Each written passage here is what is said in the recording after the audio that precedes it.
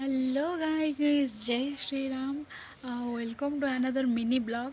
आज मु बहुत एक्साइटेड अच्छी कहीं मोर बेस्ट फ्रेंड मो घर को आसुँच दी जन जाक आसुँच तो सी जेहेतु आसुँच तो आम डिसाइड कलु आज आम निजे मोमो बनईकी खाइबा। सब तो बाहर कि खाऊे तो आज घरे बनइबा।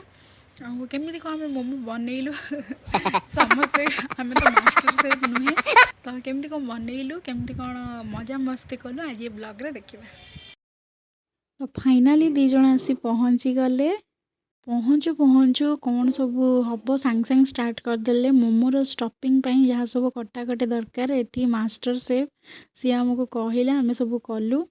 मु तो केवल वीडियो कली बाकी से माने सब कटाकटी करुँच एठी आउरी ग्रेड करा होची एठी स्टफिंग तैयारी हेलाणी जहाँ जहाँ सब दरकार आम सब करूँ गोटे गोटे।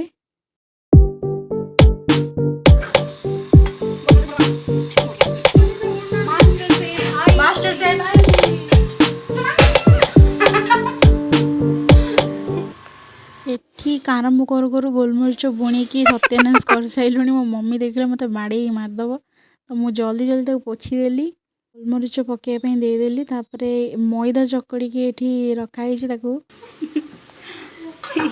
फाइनाली मैदा चकड़ुची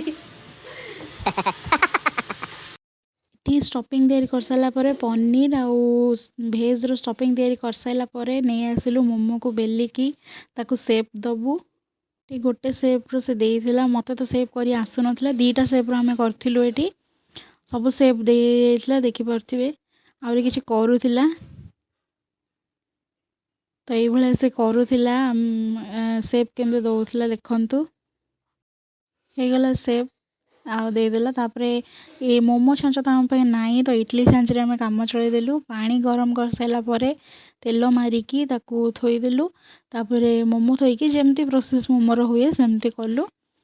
मोमो को थोईदेलु सब मोमो को आपको 10-15 मिनट छाड़देला किछ समय पर आम मोमो तैयारी रेडी होता देखिपे।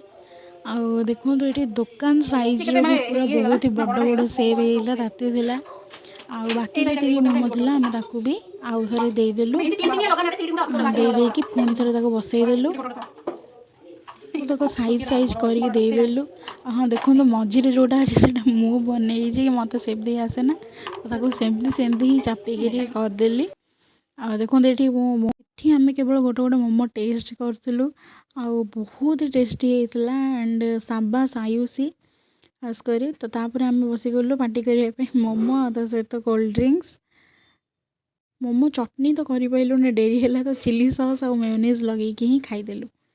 तो तापर आम खाई सारा बहुत सारा कथबार्ता मझीरे भी होउथुलु बहुत सारा कथबार्ता तापर बाहर से माने जीवाई बहुत राति होता पाखापाखि 7टा 7:30 होता तो बाय कही छाड़देली बाय।